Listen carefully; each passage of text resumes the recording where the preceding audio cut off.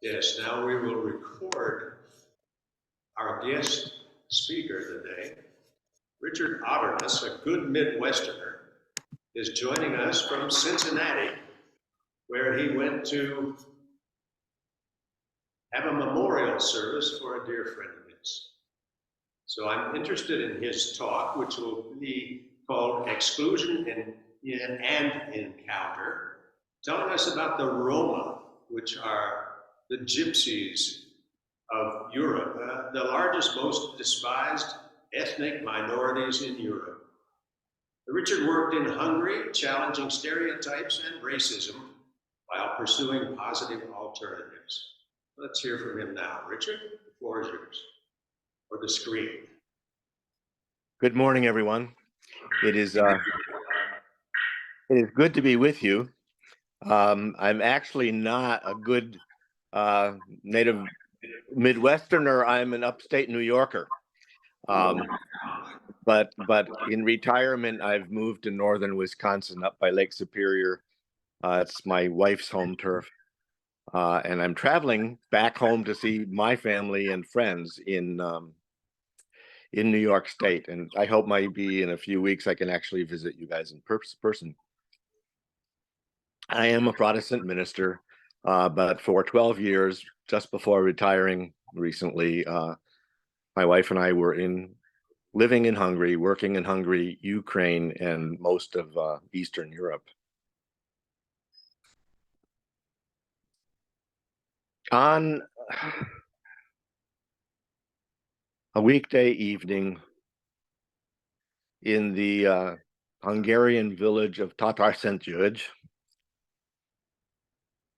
as the dinner hour was finishing with this Roma, or gypsy, I'll call them gypsies for now and then clarify that. Gypsy family was finishing the dinner.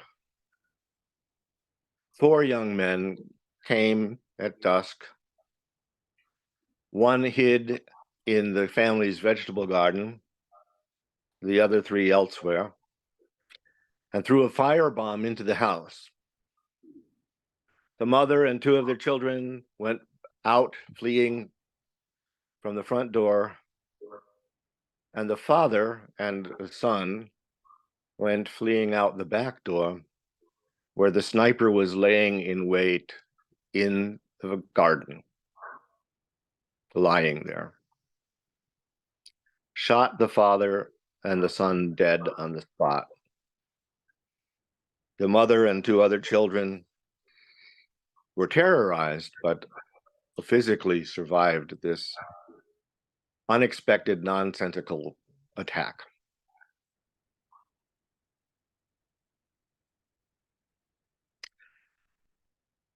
In the typical Hungarian villages and Ukrainian villages and some others in Eastern Europe, the villages are like a center with one main road that goes through the village with lateral roads, streets along the side, but mainly it's one main road.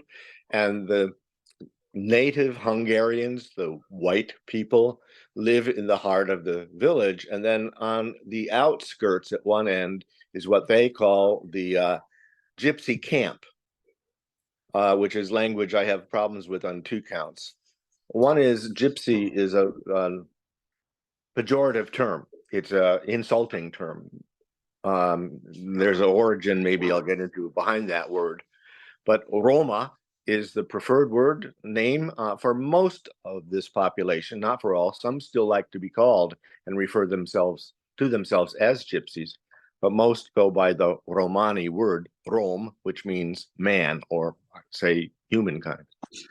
But these camps, the word camp also is a problem because it assumes that it's a temporary place for people to be. You camp and then you move on. You camp and you move on. But that's going back to the old days. The Roma are no longer nomadic people. They don't travel.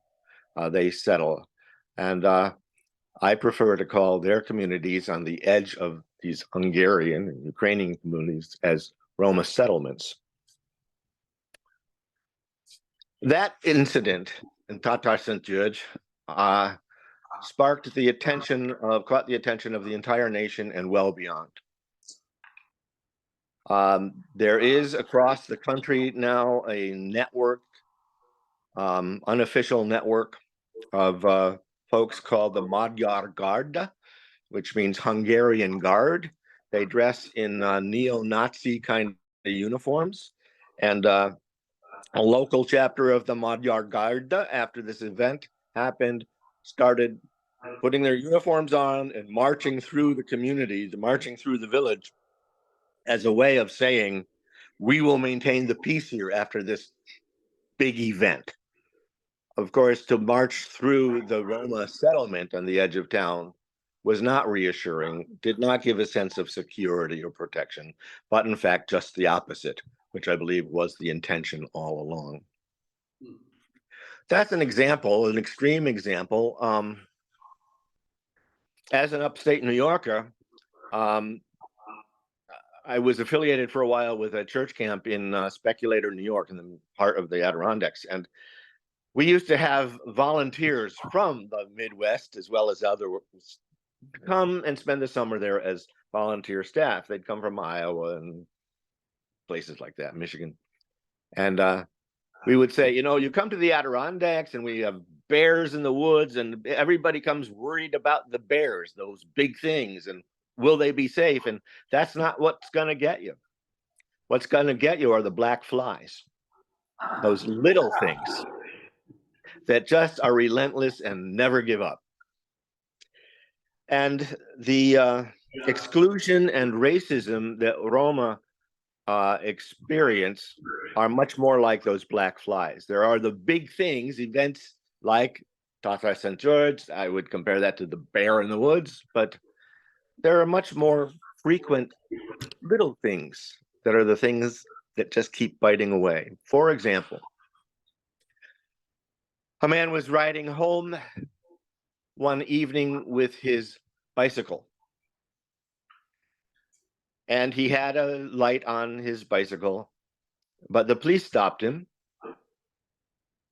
and said, who are you? Where are you going? What are your papers? Well, he didn't have papers, as many don't. And he, of course, remained silent, see what they had to say. And they fined him. They said, you are riding your bicycle without reflectors on your pedals. That's illegal. So you're going to have to pay a fine of such and such numbers of forints, the current currency there. And of course, the man had no money like that. So then they said, well, then we will have to confiscate your bicycle, which of course was his only form of transportation for getting around. Just one of those little things that eats away at you, that actually touches my heart as much as the big story does, because it's a constant process. I have a good friend, Yuli, Roma. She worked with me in a volunteer association, came from a small Roma settlement on the outside of a small Hungarian village. We worked together as partners for a while, and then she went to school, to a university, especially sponsored by the Open Foundation Society, or Open Society Foundation. And she ended up eventually getting a job in the National Archives of Hungary because she's multilingual, and now is a professor at a university. She speaks English, German, Hungarian, her own native language of Bayas, and those ancient languages of Latin and some others as well, and as a professor now of medieval history. But we went to a coffee shop one day, she, me, and another colleague who was not Roma. And we sat down at the coffee house, and a person came to serve us a menu, give us menus, and gave two of us menus. They did not give one to Yuli. And as this person started walking away, I started getting up out of my chair to chase after him, and Yuli grabbed my hand and said, please, just sit down. This happens to me every day. And I thought I was back in the deep south of the US in the 1940s or 50s. So little stories. One time, this same person, Yuli, was traveling, and she went from Hungary, I think it was, into Serbia for some reason. And at the borders of these countries, you have to check out from the country you are leaving and then go a little ways through what I call no man's land and then check into the country you're entering. And as she was checking out from Hungary, the border guard looked at her passport, looked at her back again, took his time, and finally he closed the passport and he hands it to her and he says, good luck, says, and never come back. A few other stories I share because I think power comes with storytelling. There was a Roma fella in the what I will call the Hungarian region of Ukraine, which is far western Ukraine. Once was part of Hungary. A young, not so young, middle-aged Roma man decided he was going to make something of himself. And he became a welder's apprentice and became a very fine welder. And when the apprenticeship was over, he went looking for a full job as a welder, and he interviewed at one place. And the fellow who was hiring said, well, let's see what you can do. And they went out into the shop, and the guy did some welding, showed him what he could do. It was perfect.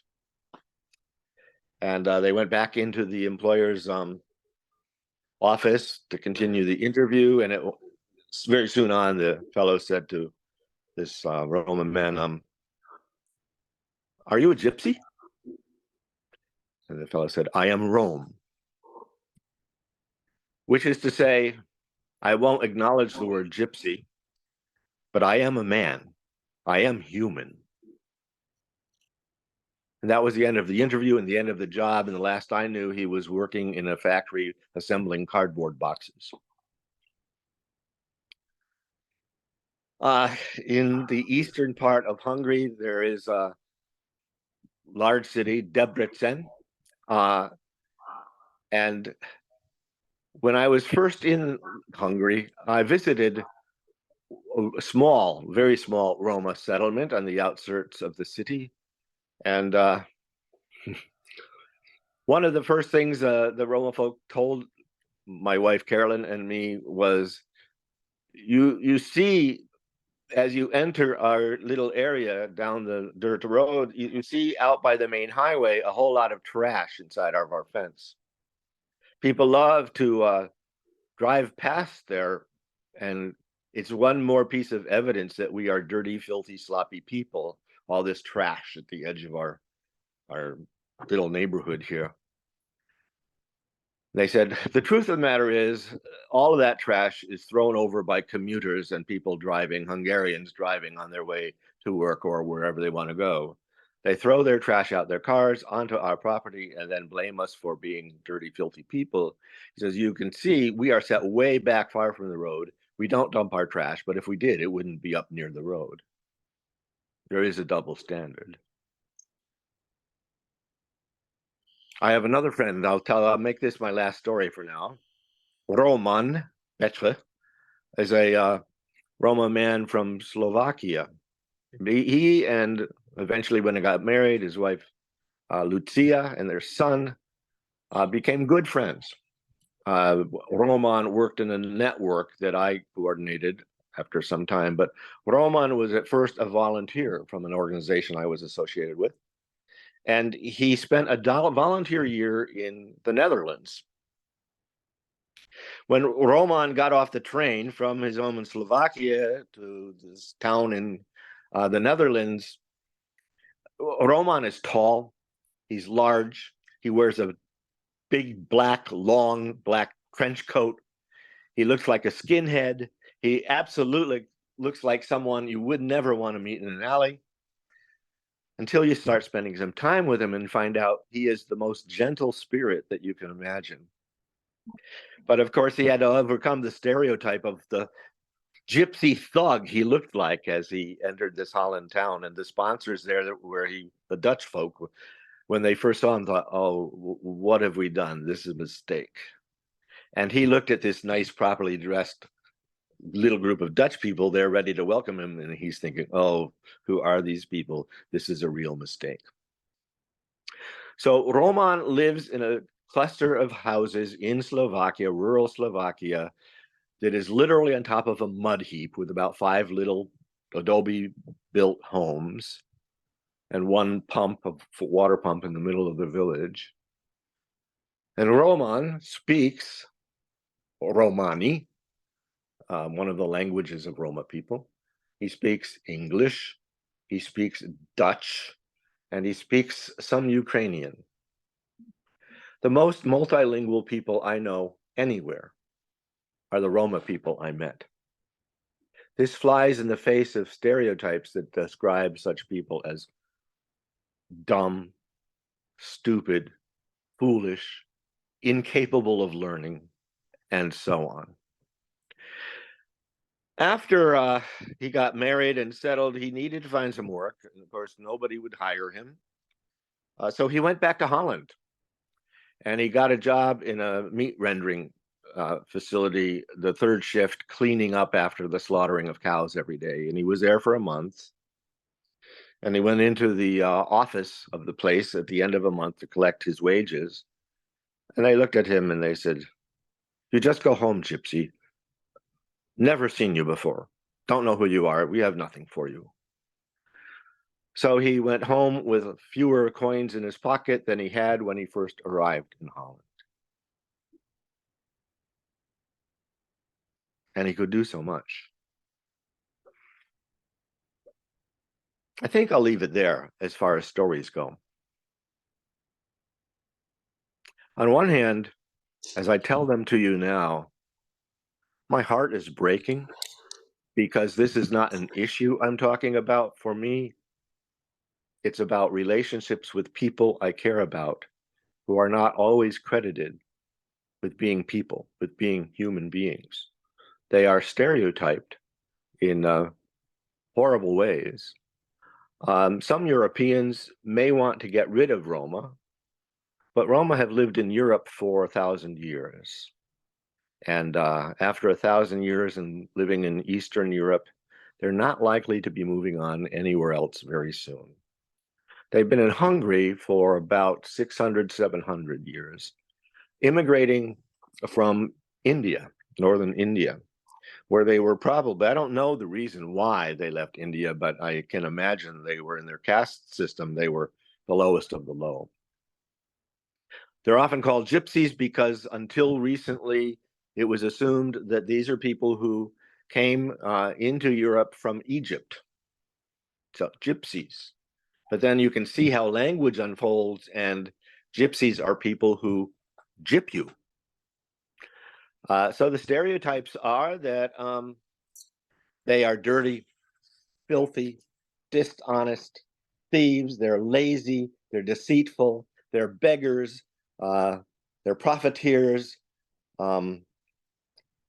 they're not known for their warmth, for their hospitality at all. They are incompetent. They're accused, as were Jews earlier in recent history, they're accused of kidnapping children. These are some of the stereotypes. And these are exclusionary stereotypes. Who wants such people like that around? So great efforts are made, both at the personal and local level, and in the systemic level of continent-wise. The desire of many, too many, but not all, non-Hungarian, non-Roma, is to simply exclude them. When we talk about the Holocaust of the Nazis, everyone knows about the story of the 6 million Jews. We don't hear so much about the hundreds of thousands of Roma who were taken to Auschwitz and elsewhere and exterminated. It was an attempt at genocide. Now, still, Roma are Europe's, whole continent of Europe's largest ethnic minority. Although it's hard to count because even though censuses are taken, many Roma don't want to participate in a census. They don't want to be counted. They don't want to be on anybody's record. But it's estimated there are 10 to 12 million of them in Europe. There's estimated, official estimate of the Hungarian government is that there's 3 to 5 million. But actually, it's more like 10% of the population of Hungary. And I read, I don't know if this is true, that along next to 2/3 of the communities in the country of Hungary, there are these Roma settlements. Some are a few dozen people. Some are as many as 6,000 people living in a walled community. They're not moving, they're not going anywhere, but they also aren't the kinds of people, not all of them, not many of them, not the ones I met and got to know and work with. They're not lazy, they're not dirty, they don't fit those stereotypes which are used as an excuse to exclude them from any kind of mainstream life. In fact, one of my friends, Gyuri, would say to me, you know, segregation, assimilation, all those kinds of words, they're not our words, they're your words. We have one word, and that is survival.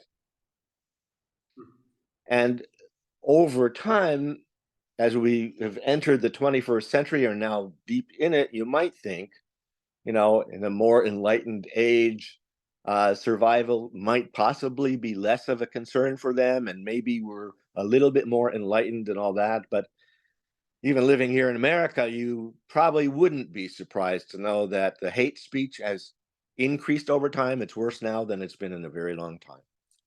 It is the violence has gotten worse. I understand this is not unique to Roma. It's not unique to Europe. You know, we know about the rise in violence and in hate speech here in our own country. But this in Europe is, I think, this is my own subjective opinion, is a matter of being Europe's best kept secret. So the question is,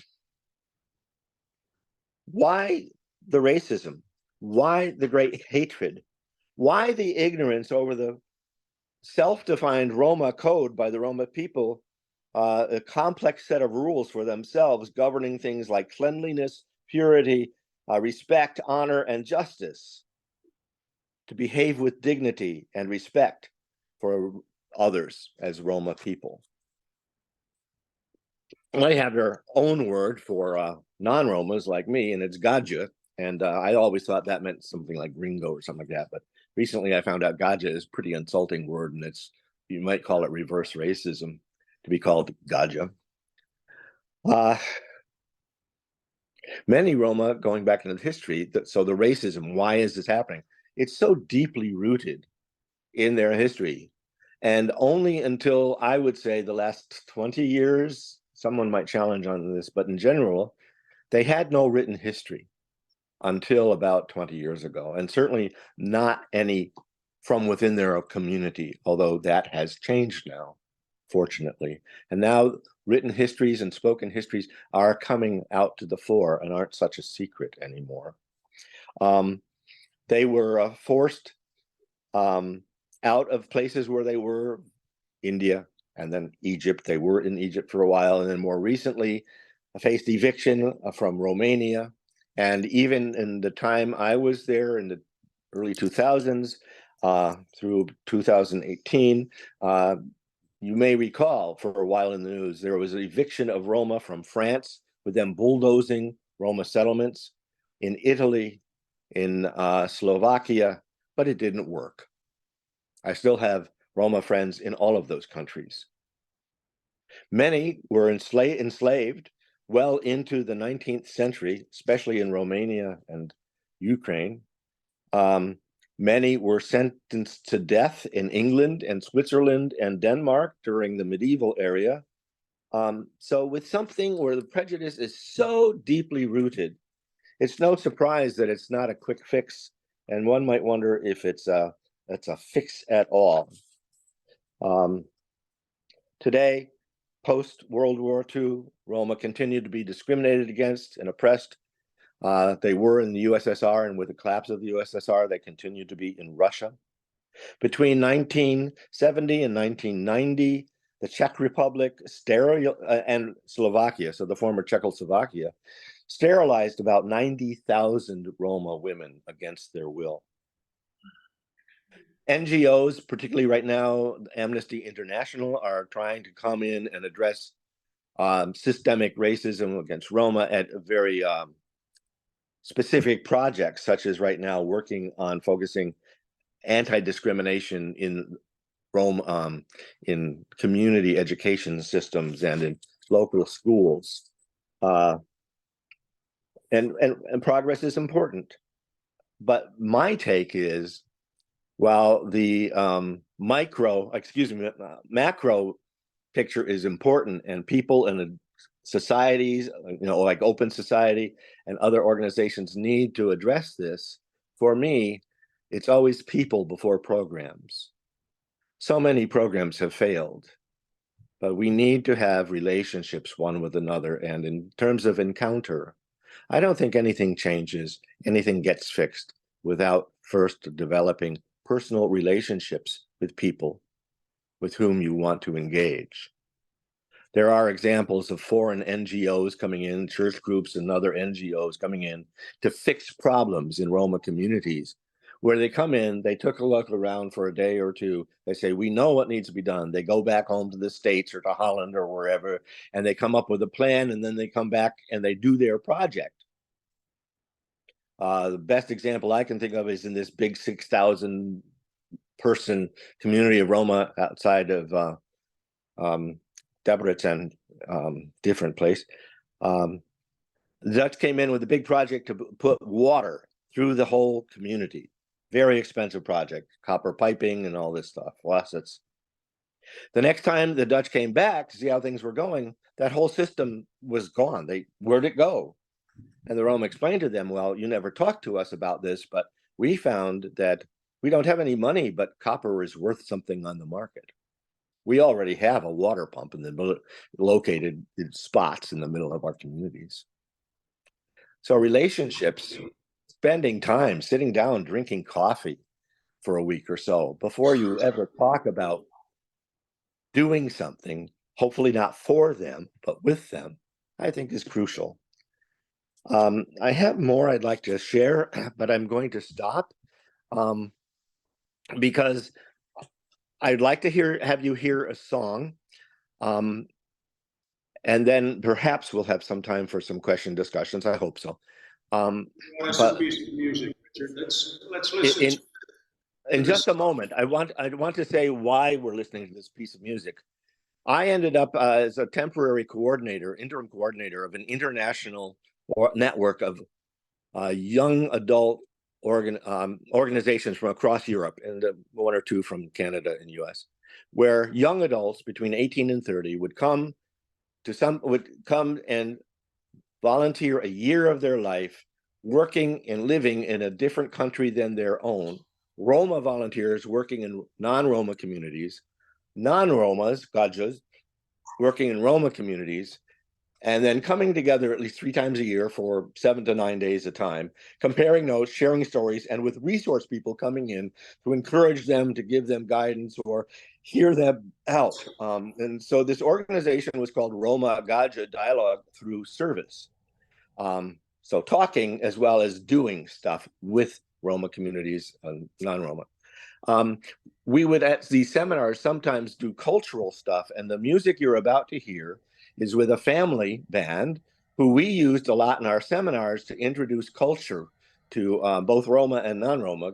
Roma youth, were never taught their culture since the communist era. And this is typical music that we would learn to sing, we would learn to dance to, and now you can hear it. Thanks, Richard. Let's hear the song.